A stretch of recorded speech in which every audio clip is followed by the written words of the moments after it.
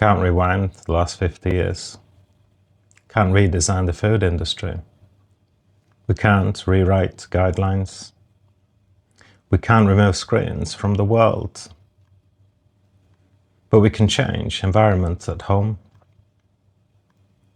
Real food still exists. Eggs, meat, vegetables, fruit, full fats, dairy, simple ingredients. And cooking, it's not outdated. It's protective. Movement is not extreme. It's normal. Walking daily, strength training, outdoor play, unstructured time. Sleep is not optional. It's foundational. So none of this is dramatic, it's simple.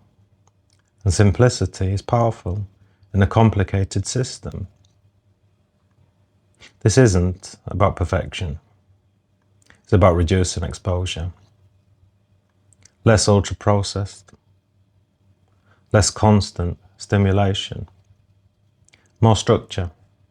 More light. More real food. And more movement. The experiment continues. But participation is optional.